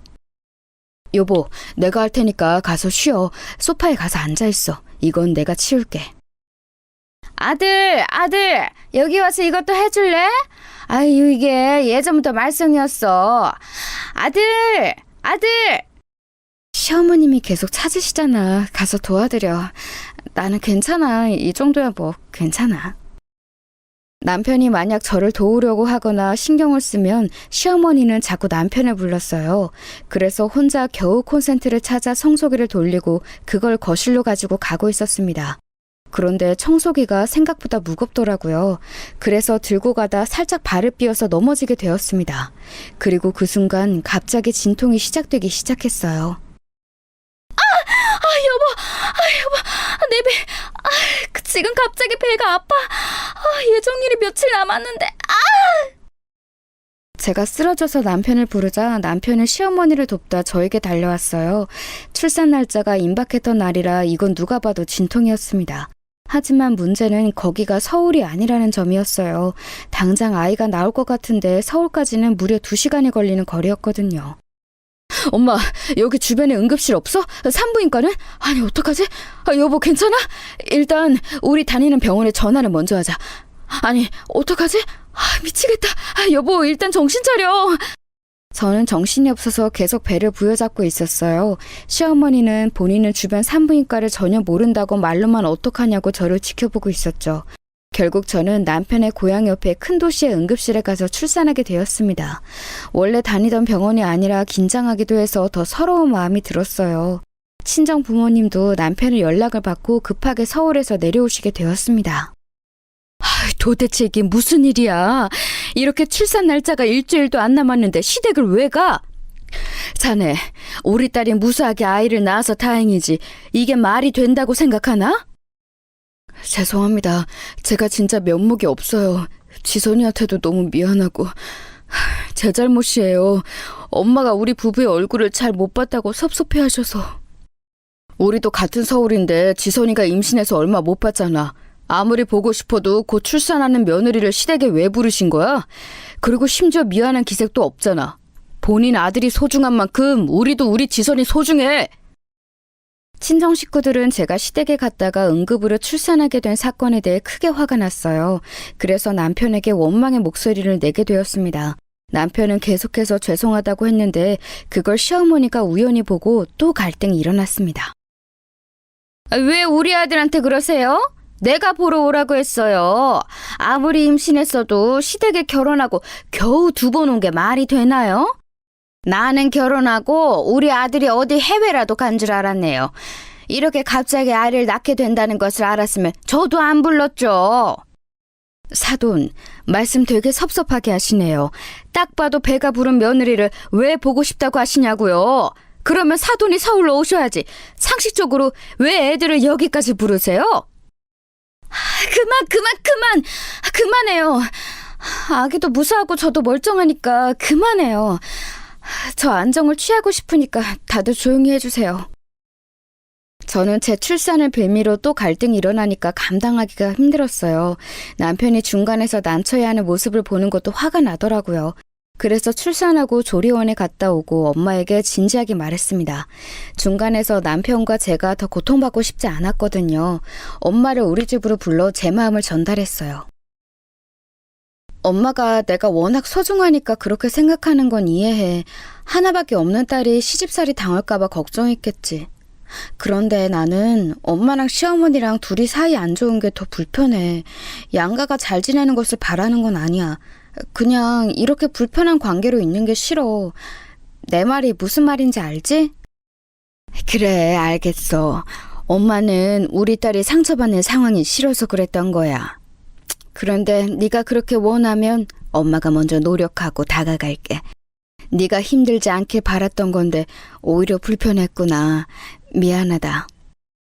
저와 진지한 대화 이후 엄마는 실제로 당신께서 시어머니에게 먼저 다가가셨어요. 출산 때 2분의 감정에 골이 깊어졌는데 엄마가 먼저 연락도 하고 남편을 통해 선물도 건네셨죠. 장모님이 우리 엄마를 많이 챙겨주시네. 나한테 장모님이 따로 연락 오셔서 강남 레스토랑 식탁권도 주시고 피부 미용도 받으라고 챙겨주셨어. 아, 그래? 내가 양가 사이가 안 좋으면 오히려 불편하다고 했더니 엄마가 노력하나 보다. 어머님도 내가 시댁에 갔다가 갑자기 출산해서 당황하셨을 텐데 과거는 다 잊고 우리 이제 잘해보자. 우리 친정엄마는 저를 생각해서 시어머니에게 먼저 다가가셨죠. 그 덕에 시어머니는 당신 친구들을 데리고 서울에 있는 고급 레스토랑과 미용실에 다닐 기회가 생기셨습니다. 그러면서 2분은 예전처럼 눈만 마주치며 기싸움을 하는 사이에서 나름 괜찮은 사이가 되었습니다. 아니, 저는 그렇게 생각했어요. 그런데 이것도 오래가지 않았습니다. 바로 우리 딸의 돌잔치에서 일어난 사건이 있어요. 딸은 유난히 낯을 많이 가리는 아이였습니다. 그래서 사람이 많으면 되게 예민하게 반응했어요. 돌잔치 날에는 가까운 친척들만 불러서 했는데 낯선 사람이 많으니까 많이 울더라고요. 그래서 남편이 딸을 많이 안고 있었어요. 아유, 우리 아들이 너무 고생이다. 아유, 애가 왜 저렇게 예민하지? 원래 딸들은 저런가? 우리 아들은 어릴 때 되게 순했는데 확실히 우리 아들을 닮은 건 아닌 것 같네. 아유, 예민해라. 아이가 낯선 사람들 앞에서는 유독 그러더라고요. 평소에는 저 정도는 아니에요. 아빠가 안아주면 그래도 금방 그쳐서 다행이죠. 평소에 너는 안아주는 편은 아니니? 우리 아들이 아까부터 계속 안고 있는 것 같아. 안 그래도 결혼하고 고생을 많이 했는지 살이 빠져서 안쓰러운데 혼자 아기를 안고 있는 것 같네. 시어머니는 남편이 아기를 혼자 안고 있는 게 거슬리셨는지 계속 언급하셨어요. 저도 마음 같아서 우리 딸을 제가 안고 싶었죠. 그런데 제가 워낙 허리가 안 좋기도 했고 또 그날따라 손목이 매우 아팠어요. 그래서 아이를 안고 있는 게 무리였습니다. 남편도 그걸 아니까 본인이 계속 안고 있었죠. 그 모습을 보고 시어머니가 계속 저한테 남편 얘기를 하니 친정엄마의 표정이 안 좋아졌습니다. 그래도 돌잔치 자리니까 친정엄마는 최대한 참으려고 했어요. 그런데 시어머니가 자꾸 거슬리게 말하더라고요. 우리 아들은 아기 때 진짜 순했어. 나는 아들 키우면서 힘들었던 적이 전혀 없거든. 예민한 걸 보니까 그건 확실히 며느리를 닮았나 보다. 아니면 딸이라서 그런가? 아무래도 아들은 예민한 구석이 없거든. 내가 그래서 아들을 원하긴 했었는데. 사돈, 우리 딸도 어릴 때 매우 순해서 별명이 순둥이였어요. 그냥 돌쟁이고 또 지금 낯선 환경이라 그런 건데 우리 딸 탓을 하는 것은 듣기가 조금 그러네요. 그리고 아들이라고 다 순한 것은 아니에요. 딸이라고 다 예민한 것은 더욱 아니죠. 친정엄마가 그동안 시어머니에게 먼저 다가가기도 했고 100일 잔치 때도 웃으면서 분위기를 좋게 만들었거든요. 그래서 시어머니는 엄마가 저렇게 나올 줄은 몰랐는지 당황하더라고요. 제가 아기 컨디션을 생각 잘했어야 하는데 그러지 못했어요. 워낙 정신이 없어서. 어른인 저도 힘든데 아기는 어떻겠어요. 어머님, 엄마, 이거 드세요. 여기 음식이 맛있다고 해서 일부러 고른 장소니까 디저트 드세요. 중간에서 두 분의 감정이 상하지 않게 하려고 얼마나 애를 썼는지 모릅니다. 아기도 예민하고 어머님들까지 챙기느라 정신이 없었죠. 돌잔치가 끝나고 엄마는 저에게 따로 연락이 오셨어요. 나는 진짜 네 시어머니 도저히 좋게 볼 수가 없어. 사람이 그렇게 받기만 하는 것도 재주 아니야? 내가 우리 딸 고생하지 말라고 신혼집도 마련해줘. 시집살이 시키지 말라고 선물도 자주 해줘. 못해준 게 전혀 없어. 그런데 말을 왜 저렇게 하니? 그렇게 본인 아들이 소중하면 아이 끼고 살던가. 시어머니가 이혼하고 남편한테 워낙 의지를 많이 했대. 남편도 그것 때문에 많이 힘들어해. 그냥 우리가 참자. 나도 엄마가 속상한 점은 이해해. 이번에 우리끼리 놀러 가는 걸로 또 뭐라 하는 건 아니지? 아휴, 내 돈 주고 내가 내 딸 데리고 놀러 가는 것도 이제 눈치가 보인다. 혹시 뭐라고 하면 당장 말해. 알겠어? 알겠어, 엄마. 걱정하지 마. 친정엄마는 제가 육아로 힘들어하니까 남편과 저를 데리고 같이 하와이로 여행을 가자고 하셨어요. 비용은 친정 부모님이 다 대주셨죠. 그래서 남편도 휴가를 내고 같이 가기로 했는데 문제는 시어머니였습니다. 워낙 혼자 지내는 것을 힘들어했고 남편하고 제가 친정 식구들과 하와이에 간다고 했더니 우는 소리를 하셨거든요. 나는 살면서 해외여행을 가본 적이 없거든. 부럽기도 하고 속상하네. 뭐 우리 아들이 결혼을 잘해서 처가 돈으로 여행을 가는 것은 다행이라고 생각하는데 아니 그렇다고 나를 데리고 가라는 건 아닌데. 시어머니는 거의 하루에 한 번은 연락하셔서 하와이 얘기를 꺼내셨어요. 남편도 나중엔 질려서 저한테 전화를 받지 말라고 했죠. 친정 부모님의 돈으로 가는 거라 시어머니까지 같이 가는 것은 절대 상상할 수가 없었습니다. 하지만 시어머니가 너무 서운해하니까 남편과 저는 시어머니의 기분을 풀어주려고 노력했어요. 그러자 시어머니는 황당한 요구를 하기 시작했습니다. 너희 하와이에 가 있는 동안 내가 너희 집에서 머물러도 되겠니? 아니, 내가 그런 신축 아파트에서 언제 자보겠어. 그래도 되겠지? 시어머니는 우리가 여행을 간 동안 우리 집에서 머무르고 싶어 하셨어요. 남편과 저는 당연히 마냥 좋지는 않았지만 그러라고 하고 친정 식구들과 여행을 가게 되었습니다. 여행을 가서는 너무 좋았어요. 바다에서 오랜만에 아무 생각도 안 하고 친정 식구들과 남편과 사랑하는 우리 딸과 재미있는 시간을 보냈습니다. 만족스럽게 놀고 오면서 시어머니에게 줄 가방도 하나 선물해서 귀국했어요. 그런데 시어머니가 도통 시골로 내려갈 생각을 하지 않더라고요. 가방 너무 예쁘다. 내가 이런 가방을 들고 다니는 날이 오다니. 마침 고등학교 동창회가 작게 있는데 그거 강남로 고급 레스토랑에서 하더라고. 이 가방 들고 가야겠어. 거리도 여기서 가까우니까 그때까지 머물러도 되겠지? 고맙다. 시어머니는 며칠 뒤에 동창회가 있다며 우리 집에서 계속 머무르셨어요. 남편은 저한테 계속해서 미안하다고 말을 건넸습니다. 그리고 마침내 그날이 되었어요.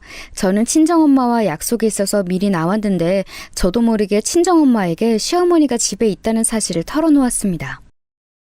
뭐? 그게 사실이야? 아유, 기가 막혀. 너희 시어머니는 도대체 왜 그러는 거야? 그럼 아직도 너희 집에 있는 거야? 안 되겠다. 엄마가 내일 너희 집으로 갈게. 진짜 도저히 좋게 보려고 해도 좋게 볼 수가 없어. 에이, 아니야. 그래도 오늘 동창회 끝나고 내려간다고 하니까 일단 지켜봐야지. 엄마, 배고프다. 우리 이제 밥 먹으러 가자. 저번에 엄마가 나랑 가고 싶다고 한 레스토랑으로 가자. 거기 분위기 좋다며. 엄마는 당연히 제 말을 듣고 황당해하며 화를 내셨어요. 둘이 시어머니를 욕하면서 강남에 있는 고급 레스토랑에 가서 마저 말하려고 들어갔습니다. 그런데 너무 우연히 거기서 제가 누구를 마주쳤는지 아세요? 네, 바로 시어머니를 마주쳤습니다. 아줌마들 무리가 모여 있어서 봤더니 거기에 시어머니가 제가 하와이에서 사다 준 가방을 열심히 자랑하고 있더라고요. 순간 속으로 엄마랑 시어머니를 마주치게 하고 싶지 않았는데 이미 엎어진 물이었어요. 게다가 자리가 만석이라 유일하게 남는 자리가 시어머니 물이 바로 옆자리였습니다. 그래도 마주쳤으니 인사는 당연히 하려고 했는데 시어머니가 오히려 우리 모녀를 모른 척을 하더라고요. 주변 사람들이 시어머니에게 아는 사람이냐고 묻자 시어머니는 고개를 저으며 열심히 외면했습니다. 그 모습을 보고 친정엄마도 기분이 좋지 않은지 저만 바라보셨죠. 속으로 이게 무슨 일인가 싶었어요. 진짜 기가 막힌다, 지선아. 이게 지금 말이 되는 상황이니? 지금 너랑 내가 창피하다는 거야? 본인 지인들 앞에서 왜 저래? 어머, 그런데 저분 내가 아는 사람 같은데? 우리 학교에서 일하는 조교 어머님 같은데 얼마 전에 봤어. 어머, 진짜? 엄마, 일단 우리도 모른 척하자. 나도 기분이 좋지는 않네. 저 가방 게다가 내가 사준 가방이거든. 엄마랑 저는 그냥 식당을 나갈까 고민도 했지만 우리가 잘못한 건 없잖아요. 그래서 일단 가만히 밥을 먹고 나가려고 했어요. 그렇게 조용히 파스타를 먹고 오빠들 얘기를 하다 엄마가 잠깐 화장실에 가게 되셨습니다. 그런데 엄마가 화장실에서 매우 상기된 얼굴로 자리로 오셨어요. 그리고 저를 지나쳐서 시어머니가 앉은 테이블로 가셨습니다. 저는 너무 당황스러워서 자리에서 일어나는데 엄마가 꺼낸 말은 너무 충격이었어요. 우리 친정엄마가 꺼낸 말이 뭐였는지 아세요? 사돈 너무하시네요. 제가 뭐라고요? 사돈집에서 일한 파출부 아줌마라고요? 진심으로 꺼내신 말이세요?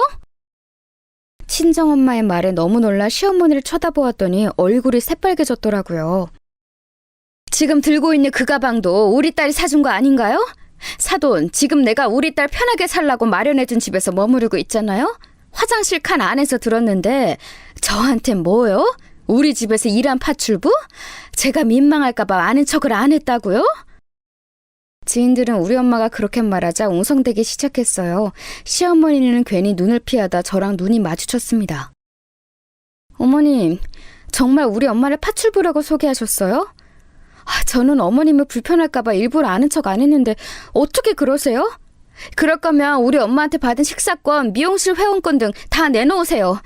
이제까지 저도 참았는데 이제 더는 못 참아요. 그리고 언제 시골로 가실 거예요? 어머님이 그렇게 애지중지 아끼는 아들인 남편도 어머님 불편하대요. 어머, 이게 무슨 일이야. 아까 나한테 저쪽 테이블 모녀가 집에서 일하는 파출부랑 그 딸이라서 믿었더니 사돈하고 며느리였어? 어머, 아무리 그래도 이렇게 소개하면 어떡해? 영자야, 너 왜 그랬어? 돈 없어서 자격지심으로 우리 집에 열등감 가지고 있었던 거는 알고 있었는데 진짜 구질구질하네요. 그리고 혹시 저기 따님이 대학교에서 조교로 일하고 있지 않나요? 네? 저요? 네, 맞아요. 어떻게 아셨어요? 우리 딸을 아세요? 알죠. 제가 그 따님 담당하는 교수고 지금도 같이 일하고 있거든요. 저는 남의 집에서 일하는 파출부가 아니고 대학에서 음악을 연구하고 가르치는 교수입니다. 만나서 반가워요. 어머, 안녕하세요. 아니, 어머, 참고로 저는 아까 아무 말도 안 했어요. 어머. 세상이 정말 좁다는 말이 이런 말인가 봐요. 알고 봤더니 시어머니의 지인이 엄마가 대학에서 같이 일하는 조교의 엄마였어요. 다른 전공은 몰라도 엄마는 음악 전공인데 여기서 교수의 존재감이 매우 크거든요. 그걸 당연히 알고 있으니 그 지인은 엄마 앞에서 거의 머리를 조아렸어요. 안녕하세요, 교수님. 그러고 보니까 저번에 딸 학교에 갔다가 본 것 같아요. 반갑습니다. 우리 딸이 교수님 칭찬을 그렇게 하더라고요. 국내에서 알아주는 교수님이잖아요. 만나서 영광입니다. 예, 영자 너는 무슨 이렇게 대단한 사돈을 파출부라고 하니? 웬일이야. 아니, 거짓말을 해도 이렇게 해? 사돈을 이렇게 소개하는 경우가 있어? 어머. 그리고 그러면 아까 말한 그 집도 아들 돈으로 너한테 준 집이 아니네? 참나. 내가 귀하게 키운 우리 딸 주려고 내 돈으로 마련한 집이에요. 그걸 본인 집이라고 했나요? 사돈, 적당히 하세요. 애초에 이래서 내가 거지 같은 집에 전문대 출신 사위를 드리는 걸 그렇게 반대한 건데. 아휴. 시어머니는 얼굴이 홍당무처럼 빨개지기 시작했어요. 망신도 그런 망신이 없었죠. 엄마는 저를 데리고 당당하게 식당에서 나오셨습니다. 마지막으로 시어머니를 향한 말은 바로 이거였어요. 사돈, 교수인 저는 이런 밥값 정도는 아무렇지도 않게 낼 수 있어요. 사돈은 장모님이 마련해준 아들 집에서 빌붙어 있으니까 무리죠? 우리 딸 집에서 오늘 당장 나가세요. 안 그러면 당신 아들 이혼남 됩니다. 제가 나서야 하는 상황이었는데 친정엄마가 너무 통쾌하게 반응해서 저는 뭐라 하지도 못했어요. 대신 집에 와서 남편에게 있었던 일을 모두 말했죠. 감히 우리 엄마를 파출부로 소개한 시어머니가 너무 미웠어요. 미안해. 진짜 우리 엄마지만 나도 이해할 수가 없어. 내가 대신 사과할게. 장모님한테도 당연히 따로 연락해서 정식으로 사과할게. 지선아, 미안해. 대신 앞으로 살면서 우리 엄마 더 안 봐도 돼. 진짜야. 남편은 본인이 대신 미안하다고 저에게 무릎 꿇고 싹싹 빌기 시작했습니다. 실제로 저는 진지하게 이혼 생각도 했는데 그러면 남편 본인만 손해잖아요. 그래서 남편도 본인 엄마지만 너무 실망했다며 예전처럼 챙기는 모습은 보이지 않습니다. 그랬더니 시어머니는 저에게 연락이 왔어요. 내가 너무 미안하다. 아가 용서해 주렴. 그때 이후로 동창들이 내 연락을 받아주지 않아. 우리 아들도 마찬가지야. 사돈께 너무 죄송하다고 전해주겠니? 어머님, 너무 실망해요. 저는 용서할 마음이 없고 우리 엄마도 없을 거예요. 그냥 이렇게 우리 평생 얼굴도 보지 말고 살아요. 어차피 어머님은 우리 딸도 별로 안 예뻐하잖아요. 제가 어머님을 먼저 찾아갈 일은 없을 것 같아요. 그럼 이만 끊겠습니다. 이 뒤로는 진짜 시어머니의 연락조차 받지 않고 지내고 있어요. 얼굴은 당연히 보러 가지 않았죠. 남편에게는 본인 엄마니까 알아서 하라고 했는데 자기도 창피한지 안 보러 가더라고요. 이렇게 하나만 알고 둘은 모르는 예의 없는 시어머니와의 인연은 끝나게 되었습니다. 저한테만 그랬으면 시간이 지나고 관계가 회복될 수 있을 텐데 우리 엄마를 파출부라고 소개해서 저도 지금은 아직 시어머니를 용서할 수 없어요. 여기까지가 제가 준비한 사연입니다. 여러분 어떻게 들으셨나요? 저는 개인적으로 사연을 제보하며 매우 신이 났어요. 들어주셔서 감사합니다. 우리 속이지 말고 살아요. 그럼 이만 끝내겠습니다.